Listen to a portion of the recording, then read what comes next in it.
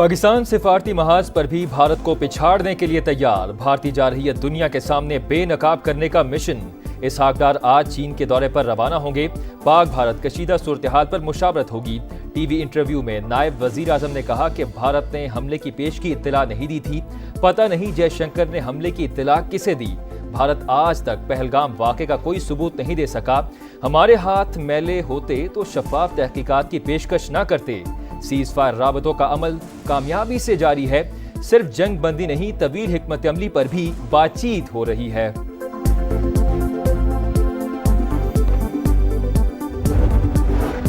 Operation बुनियानुल मरसूस में पाक बहरिया की बेमिसाल किरदार का एतराफ। वजीर आजम आज कराची का दौरा करेंगे। पाक नेवी के अफसरान और जवानों से खिताब शेड्यूल। शहबाज शरीफ भारतीय बहरिया के जारहाना अज़ाइम खाक में मिलाने पर खिराज तहसीन पेश करेंगे। वजीर आजम गवर्नर और वजीर आला सिंध से भी मिलेंगे।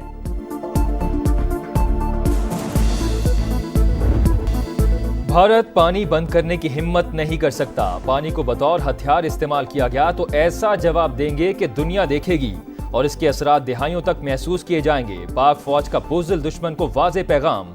DGISPR लेफ्टिनेंट जनरल अहमद शरीफ चौधरी ने अरब न्यूज़ को इंटरव्यू देते हुए कहा, भारत जब तक कश्मीर पर बात नहीं करता मसला हल नहीं हो सकता।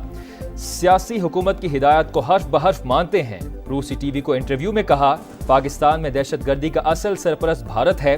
ख्वारिज हों या बलूचिस्तान में सरगर्म गिरोह, सबके पीछे इंडिया ही है। पहलगाम वाक़े के चंद मिनट बाद ही इल्ज़ाम पाकिस्तान पर लगाना कहाँ की दानिशमंदी है। गैर जानिबदाराना तहकीकात और ताउन की पेशकश की, लेकिन भारत ने जारहियत कर दी। हमने फौरी और मौसर जवाब दिया। 6 तैयारे मार गिराए। दुश्मन को हकीकत का सामना करना पड़ेगा।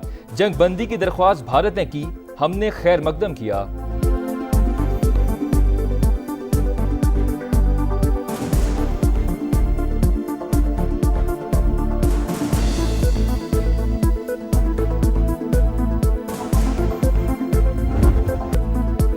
मार्का हक की तारीखी कामयाबी। भारतीय जारियत और झूठ बेनकाब। पाकिस्तान ने डोजियर जारी कर दिया। पहलगाम फॉल्स फ्लैग और भारतीय जारियत के नाकाबिले तरदीद शवाहिद पेश। भारतीय सोशल मीडिया अकाउंट्स की पाकिस्तान मुखालिफ मुहिम। फेक न्यूज, सैटेलाइट तस्वीर, पहलगाम फॉल्स फ्लैग पर आर्मी मीडिया की रिपोर्ट्स डोजियर का हिस्सा। बैनुल अक़वामी मीडिया, भारतीय सियासतदानों और अवाम ने पहलगाम फॉल्स फ्लैग और भारतीय मीडिया के घिनौने किरदार पर सवालात उठाए। डोजियर के मुताबिक पाकिस्तान ने जारियत के जवाब में सिर्फ भारतीय मिलिट्री अहदाफ को निशाना बनाया। पाकिस्तान अमन का लंबरदार, अपनी सालमियत का हर कीमत पर दिफा करेगा। अस्करी टेक्नोलॉजी, सिफारती और इंफॉर्मेशन वॉरफेयर में दुश्मन को शिकस्त फाश दी। नवाज शरीफ दौर में 6 एटमी धमाके। शहबाज शरीफ दौर में 6 भारतीय तैयारे मार गिराए। वजीर आजम ठीक कहते हैं, हमने 71 का बदला ले लिया। वजीर इत्तलात अता तारड़ का लाहौर में रैली से खिताब, कहा, हम अमन चाहते हैं। वक्त आ गया है कि हम मुआशी सफर को आगे बढ़ाएं। स्पीकर कौमी असम्बली अयाज सादिक बोले, 50 मिनट की जंग में दुनिया को बता दिया पाकिस्तान कितना मजबूत है। अफवाज पाकिस्तान ने साबित किया, जंग के लिए दिल गुर्दा चाहिए।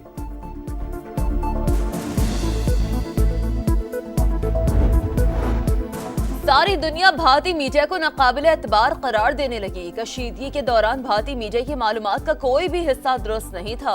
पाकिस्तान के खिलाफ गुमराह कुन और फेक वीडियोज शेयर की गई। अमरीकी अखबार न्यूयॉर्क टाइम्स की रिपोर्ट में तहलका खेज इंकशाफ। लिखा, भारतीय एंकर्स और मुबस्सरीन ने जौहरी रियासतों के दरमियान जंग कराने में कोई कसर नहीं छोड़ी। फेक न्यूज वॉचडॉग ने भी भारतीय मीडिया को बेनकाब कर दिया। इंडियन मीडिया हुकूमती सरपरस्ती में मुहिम साजी में मुलव्वस पाया गया। 7 से 10 मई के वाक़यात पर मबनी तहकीकाती रिपोर्ट जारी। कौमी असम्बली का इजलास आज शाम 5 बजे होगा। 10 निकाती एजेंडा जारी। सेनेट का इजलास भी शाम 4 बजे होगा। सिंध और पंजाब असम्बलियों के इजलास भी आज होंगे। आइंदा बजट पर पॉलिसी सतह के पाकिस्तान IMF मुज़ाकरात का आज से आगाज। तनख्वाहदार तबके के लिए रिलीफ की तजावीज़ शेयर की जाएंगी। बैरूनी माली ज़रूरियात से मुतालिक रिपोर्ट जारी। पाकिस्तान को अगले 5 साल में 115 अरब डॉलर से ज़ायद बैरूनी फंड दरकार।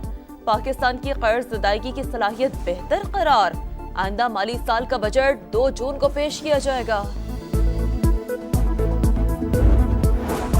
امریکہ میں رضوان شیخ کی زیر صدارت پاک امریکہ ٹیک کونسل کا اجلاس میں ممتاز کاروباری شخصیات، سرمایہ کاروں اور ماہرین کی شرکت۔ پاکستان کے ڈیجیٹل ایجنڈے میں اوورسیز پاکستانیوں کے کردار کو اجاگر کیا گیا۔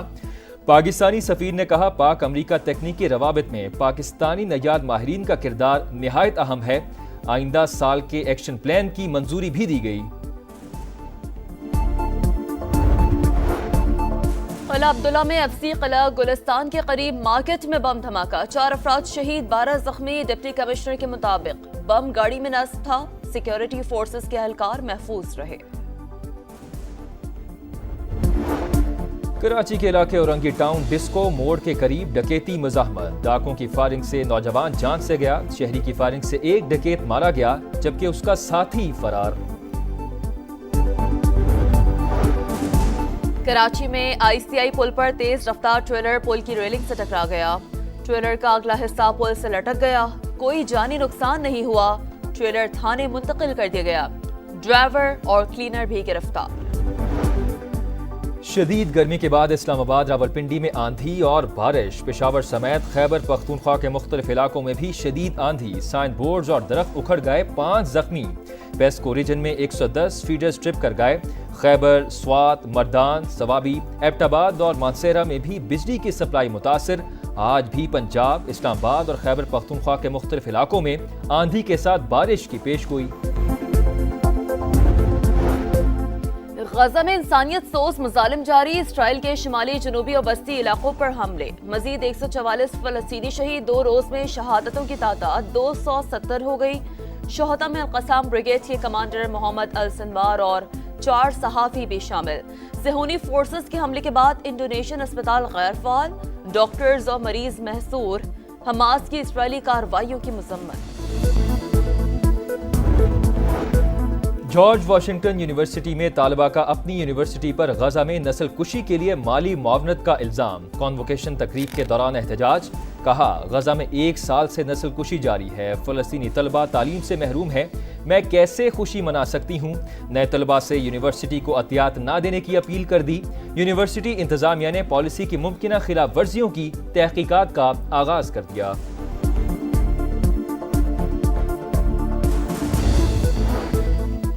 سابق امریکی صدر جو بائیڈن کینسر کے مرض میں مبتلا، بائیڈن آفس کے مطابق سابق صدر میں پروسٹیٹ کینسر کی تشخیص ہوئی ہے، کینسر ان کی ہڈیوں تک پھیل چکا ہے۔ بائیڈن کو 82 سال کی عمر میں موذی مرض لاحق ہوا، اہل خانہ کی علاج کے لیے مشاورت جاری۔ ڈونلڈ ٹرمپ کا سابق صدر کے لیے نیک تمناؤں کا اظہار، کاملا ہیرس کی بھی جلد صحت یابی کی دعا۔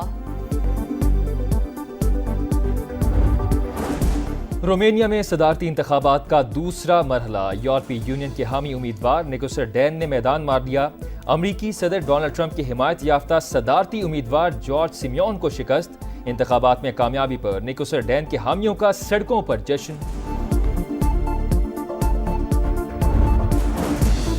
قائم مقام امریکی سفیر نیتلی اے بیکر کی راولپنڈی اسٹیڈیم آمد، chairman P C B Mohsin Naqvi سے ملاقات، خوشگوار جملوں کا تبادلہ، نیتلی بیکر نے محسن نقوی کے ساتھ سیلفی بھی بنائی۔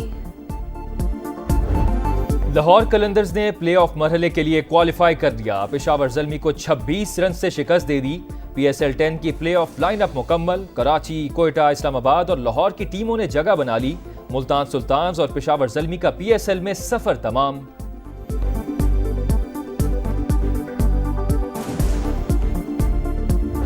اور پی ایس ایل 10 میں پاک فضائیہ کے بہادر سپوتوں کو خراج تحسین، راولپنڈی کرکٹ اسٹیڈیم میں رنگا رنگ تقریب، ایئر چیف ظہیر بابر سدھو اور chairman P C B Mohsin Naqvi کی شرکت، پاکستان زندہ باد کے نعروں کی گونج، سبز ہلالی پرچموں کی بہار، ساحر علی بگا اور دیگر فنکاروں کی شاندار پرفارمنس، آتش بازی کا مظاہرہ، آسمان روشنیوں سے جگمگا اٹھا۔